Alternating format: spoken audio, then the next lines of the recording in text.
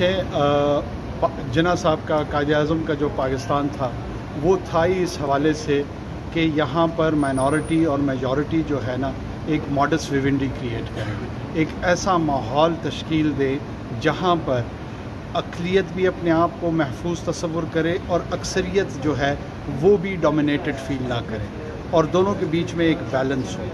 یہی تشکیل پاکستان کی، تخلیق پاکستان کا بنیادی تصور تھا، اور اسی کی جانب ہم گامزن ہیں۔ دوسری طرف بدقسمتی سے جس طریقے سے اقلیتوں پہ دروازہ تنگ کیا جا رہا ہے، وہاں پہ روز بروز ان پہ جو قدغنیں، قانونی قدغنیں لگائی جا رہی ہیں، چاہے وہ سٹیزن شپ ایکٹ کی صورت میں ہو یا دوسرے قوانین کی صورت میں ہو، میرج پرسنل لاء کے تحت ہو، وہ زندگی ان کی اجیرن ہو چکی ہے۔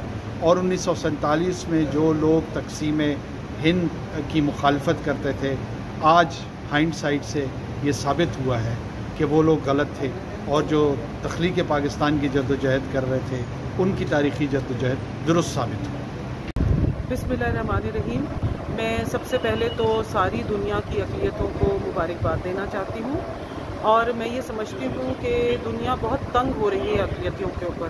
یہ صرف مودی کا ایک طریقہ کار نہیں ہے، باقی اگر ہم اور ملکوں میں دیکھیں، اپنے ملک میں دیکھیں، تو ہر جگہ پہ یہ ہے کہ جو مائنورٹی ہیں اور جو تھوڑا کم ہیں تعداد میں، ان کے اوپر پریشر دیا جاتا ہے اور ان کے اوپر حاوی ہونے کی کوشش کی جاتی ہے، اور خواہ مخواہ میں یہ کیا جاتا ہے۔ اور میں یہ سمجھتی ہوں کہ ہمیں اب اس اقلیتوں کے دن پہ ہمیں یہ فیصلہ کرنا ہوگا کہ ہم نے اپنے ملک کی کم از کم جو اقلیتیں ہیں، مائنورٹیز ہیں، ان کو جگہ دینی ہوگی، اور یہ پاکستان اتنا ہی ہمارا ہے جتنا ان کا ہے۔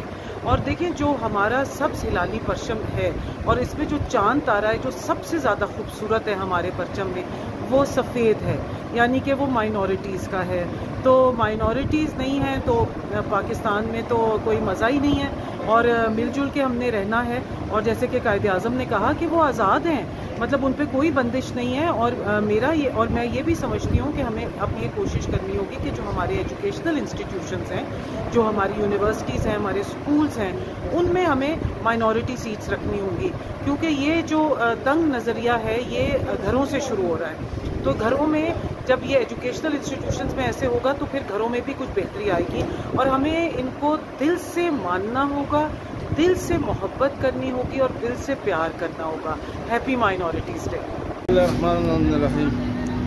قائد اعظم سے پہلے ہمیں آقا محمد صلی اللہ علیہ وسلم نے فرمایا ہے کہ اقلیتوں کی جو حقوق ہے وہ اسلام میں مسلمان کے برابر ہے۔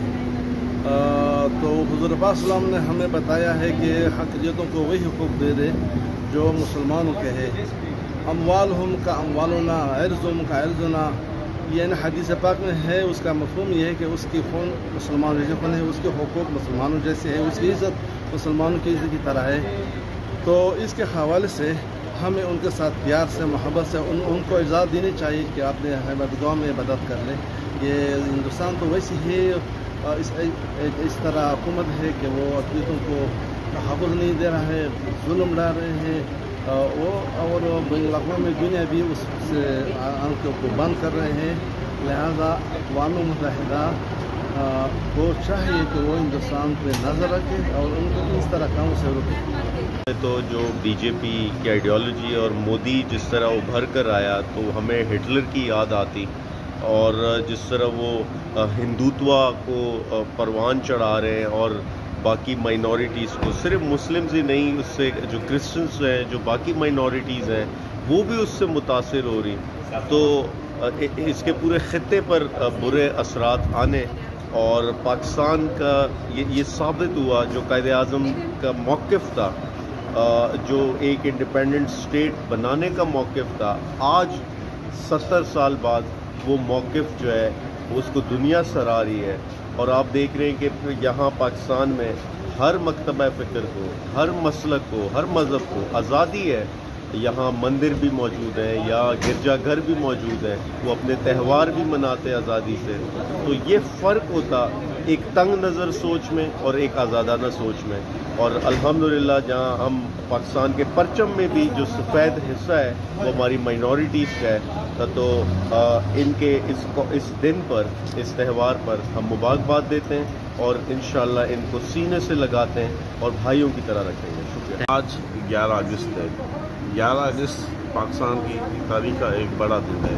11 اگست میں قائد محمد علی جناح صاحب نے ایک قانون ساز اسمبلی کو خطاب کیا تھا، جس میں انہوں نے اقلیتوں کے لیے خاص طور پہ ایک پیغام دیا تھا کہ ہر آدمی آزاد ہے، اقلیتیں آزاد ہیں، چاہے وہ مسلم ہو، چاہے ہندو ہو، چاہے سکھ ہو، چاہے پارسی، وہ اپنی مذہبی عبادتیں گاہیں جا سکتے ہیں. اس ریاست سے ان کا لینا دینا اس کا کسی کا واسطہ نہیں ہے. لیکن آج 70 سال ہونے کے بعد اقلیتیں اپنی جگہ پہ محفوظ ہیں، اقلیتیں اپنی ساری رسومات پیش کریں. لیکن میں سمجھتا ہوں جو دنیا میں جس طرح کے واقعات ہو رہے ہیں، اقلیتوں صرف پاکستان نہیں، میں سمجھتا ہوں پوری دنیا میں. اگر آپ کینیڈا جائیں گے وہاں مسلمانوں کے ساتھ ہے، اگر آپ بھارت جائیں گے وہاں مسلمانوں کے ساتھ ہے، اگر پاکستان آئیں گے تو آپ کو کہیں کہیں شدت پسند نظر آتی ہے. اور لیکن میں سمجھتا ہوں بڑے میں بڑی جو اچھی بات ہے کہ پاکستان میں اسٹیٹ جو ہے نا وہ اقلیتوں کے ساتھ رہتی ہے.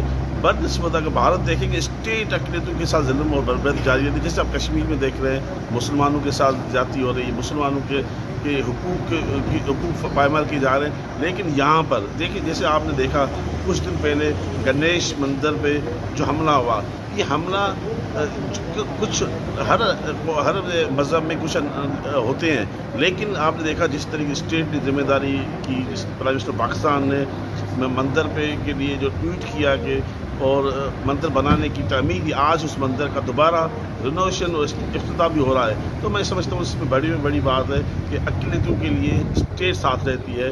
میں اس میں آپ دیکھیں گے پرائم منسٹر پاکستان عمران خان کا وہی ویژن ہے جو قائد اعظم کا ویژن تھا. دیکھیں مودی تو ایک فاسسٹ، ایک ایسا آدمی ہے جو ایک جنونی، اور اس کے پاس اس ٹائم جو ہے نا آپ جمہوریت نام کی کوئی چیز نہیں رہی، نہ کسی ایسی بدترین حکمرانی جو ہے جس طرح اس ٹائم مودی کر رہا ہے تمام اقلیت کے ساتھ. دنیا میں اس کی کوئی دوسری مثال نہیں ہے. آج آپ دیکھیں پاکستان میں اگر یہاں پر کوئی ایک آدھ خدا نہ خواستہ ایسا شرپسند آ بھی جاتا ہے، لیکن پوری قوم یکجا ہو کے اقلیتی برادری کے ساتھ کھڑی ہوتی ہے. اور اس کی بنیادی وجہ یہ ہے کہ ہمارے مذہب میں بھی آپ صلی اللہ علیہ وسلم سرکار نے دو عالم نے بھی کہا تھا کہ ان کی عبادات کی اور ان کی تحفظ کرنا اور ان لوگوں کو تحفظ دینا بہترین طریقے سے، تاکہ وہ اپنی عبادت گاہوں پر اپنی عبادتیں کریں آزاد طریقے سے.